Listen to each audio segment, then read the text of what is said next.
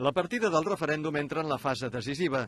Allunyada la possibilitat d'una consulta pactada amb Madrid, el sobiranisme està a punt de jugar la primera carta, la data del referèndum. Al calendari, aprofitant l'embranzida de la diada a favor del sí, hi ha 3 dates marcades. El 24 de setembre, dia que Barcelona celebra la Mercè, no sembla el millor moment per convocar les urnes. A més, el dia 25 també és festiu a la ciutat.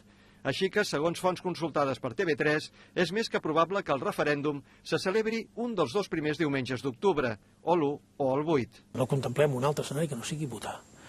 És que serà molt gros si no es deixen votar. L'arquitectura del referèndum està perfectament definida. L'altre trumfo dels sobiranistes és la pregunta del referèndum. Hi ha el consens que ha de ser molt clara. En la línia, vol que Catalunya sigui un estat independent? Però aquí el debat se centra en la paraula estat, que Esquerra i la CUP es decanten per substituir per república.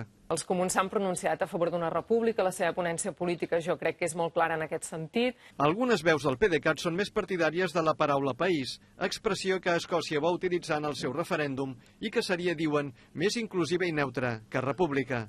La partida no ha fet més que començar i el govern espanyol encara pot jugar la carta d'un referèndum acordat.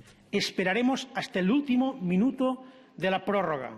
Però Rajoy també té moltes altres cartes per jugar. L'estiu serà llarg.